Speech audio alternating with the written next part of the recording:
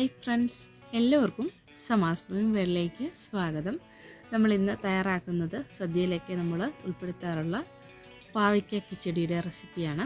ഇതിനായിട്ട് ഞാനിവിടെ ഒരു പാവയ്ക്ക എടുത്തു വെച്ചിട്ടുണ്ട്.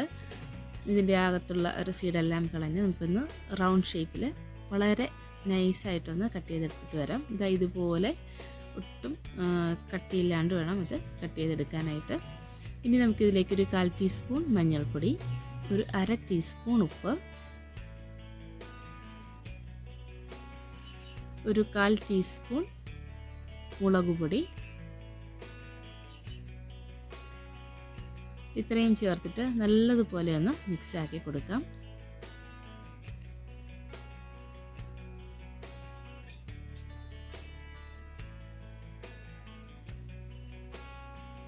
ഇപ്പോൾ ഇതെല്ലാം ഒന്ന് നന്നായി തന്നെ മിക്സ് ആയിട്ടുണ്ട്. ഇനി നമുക്കിതൊന്ന് മാറ്റി വയ്ക്കാം. അടുത്തതായിട്ട് നമുക്കൊരു പാനിലേക്ക് കുറച്ച് ഓയിൽ ഒഴിച്ചു കൊടുക്കാം. ഓയിലൊന്ന് ചൂടായി തുടങ്ങുമ്പോൾ ഇതിലേക്ക് നേരത്തെ തന്നെ തയ്യാറാക്കി വെച്ചിട്ടുള്ള ഈ ഒരു പാവയ്ക്ക പീസസ് ഓരോന്നായിട്ടിട്ട് നന്നായി തന്നെ ഒന്ന് ഫ്രൈ ആക്കി എടുക്കാം.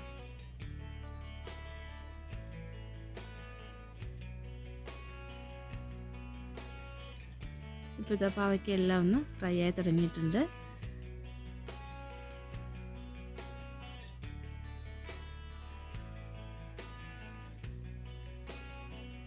നല്ല ക്രിസ്പി ആയിട്ട് വരണം, ഇതുവരേക്കും നന്നായി ഫ്രൈ ചെയ്യണം. ഇപ്പോൾ ഇതാ എല്ലാം നന്നായി ഫ്രൈ ആയിട്ടുണ്ട്. ഇനി നമുക്ക് ഇതൊന്ന് വാങ്ങി വയ്ക്കാം.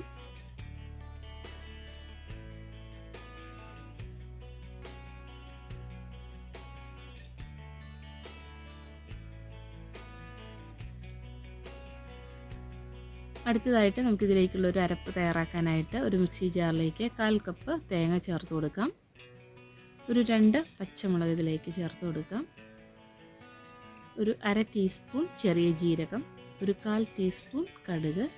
പിന്നെ നമുക്കിതിലേക്ക് ആവശ്യമായിട്ടുള്ള കുറച്ച് വെള്ളം കൂടെ ചേർത്തിട്ട് നന്നായി തന്നെ ഒന്ന് അരച്ചെടുത്തിട്ട് വരാം.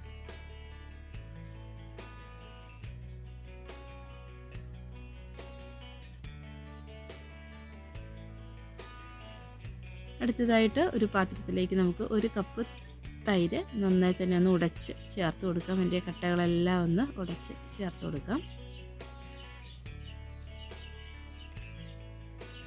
ഇനി നമുക്കിതിലേക്ക് നേരത്തെ തന്നെ തയ്യാറാക്കിയിട്ടുള്ള ഈ ഒരു തേങ്ങയുടെ കൂട്ടുകൂടെ ചേർത്ത് നല്ലതുപോലെ ഒന്ന് മിക്സാക്കി കൊടുക്കാം.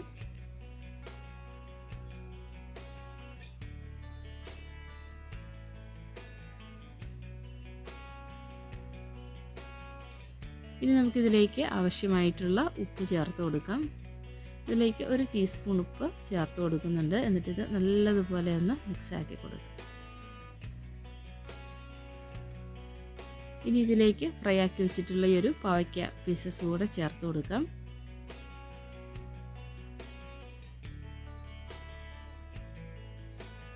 നന്നായി ഒന്ന് മിക്സാക്കിയതിന് ശേഷം നമുക്കിത് മാറ്റി വയ്ക്കാം.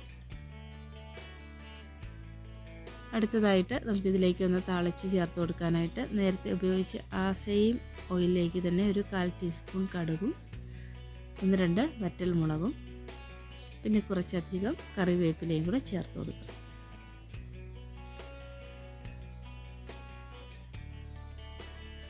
ഇപ്പോൾ ഇത് നമ്മുടെ താളിപ്പ് തയ്യാറായിട്ടുണ്ട്. ഇത് നമുക്ക് ഈ ഒരു പാവയ്ക്ക കിച്ചടിയിലേക്ക് ചേർത്ത് കൊടുക്കാം.